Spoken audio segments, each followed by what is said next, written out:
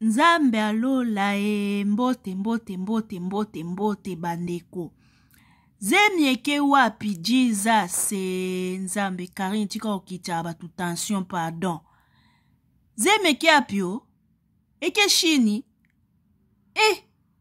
botala nanu penza préparation ya Karine tika koyokisaka batu biso soni tika kopesa biso passe biso batu peut-être biso ba misuso tozozwa part na yo mama.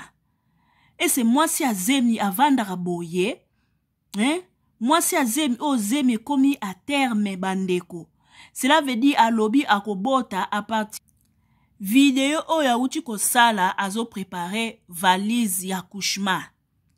Bino ba maman bozolo biso na bota, biso na sopeto, biso pe ba jeune fille peto bota. Biso na sopeto bongisa ba valise ya couchement. Ndeti na nandi mama okazolo ngana bota bana mibale, ngana bota bana misatu.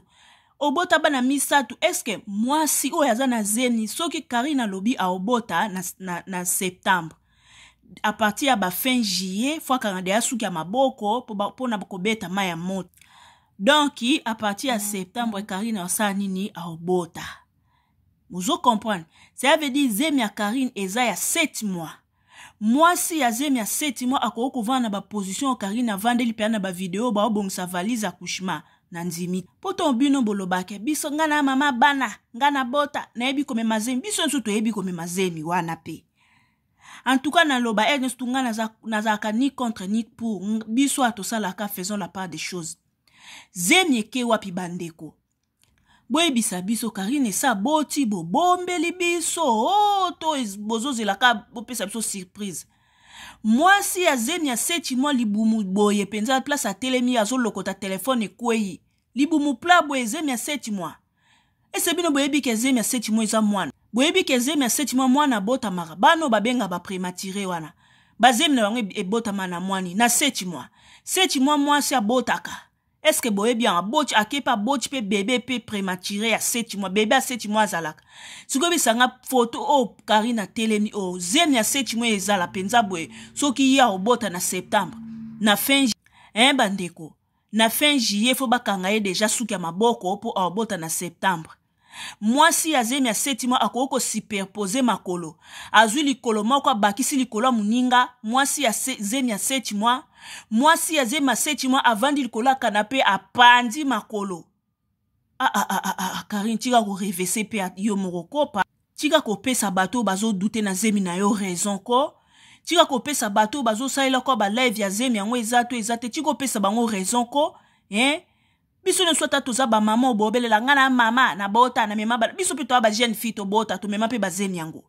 Moi si ya zemi ya 7 mois ko vanda asipe opposé makolo penza ya solo wana wana za okanga bandeko ozokanga mutu a mwana to ozokanga likolo ya mwana ozokanga liboko ya mwana yo mwasi ya zemi osipe mwasi ya zemi avanda makolo ekangama osipe opposé makolo wana ozo etufe mwana pe mate to ndeni zemi nzamba lola o yonga makamba Karine alinga kotana na ngande na musika nde ndako ba voisin zo zika na musika poso kocha ngo na profondeur oyo yoka na suka nango ezaki nango bezi ezaki nango 12 ezaki nango 24 en tout cas ba mama penza botala penza vidéo o bien to boite mama biso nyonso tu nzamba bito sepe pona lipamboli ya baninga soko ozana zemi ya solo eke boti mwana yo eza problème te eza sengo ya bato nyonso tu. Mutu nyonso to alingaka bonheur ya mutu nyonso tu mama mutu akomona mabe eza te mais tellement yo moko omemela makambo noka na baventure yango wana tozoloba likambo oyo eza important eza likambo solo mutu omona oka lokuta mutu omona oka aventure bandeko.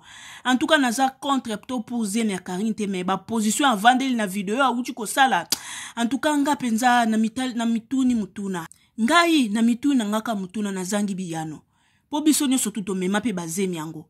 Jamais moi si azemi a 7 mois ko vanda amaiti likolo muninga. Moi si azemi a 7 mois uzongunza mabongo penza ya solo wana nje muto za azemi te. Téléphone kwe uzongunza ma supplément tranquille lokoti téléphone. O fina mwana. Bino bozala na ebola ksaye kasi ba position te. Ako fina mwana te. Uzongunza ma ya souple bongo pia ungunza mi ba mo lokoti ba mo téléphone. Na yo moko yo kasali bu mu pasi te.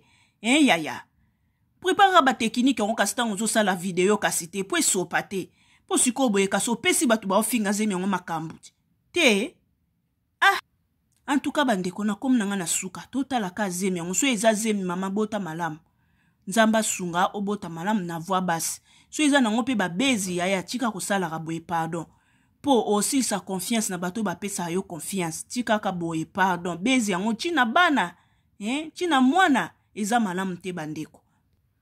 Voilà bandeko na comme nanga na suka etika na subo ko zuime la vidéo na biso soki bo s'abonner te bo s'abonner massivement et ça la biso ka bien.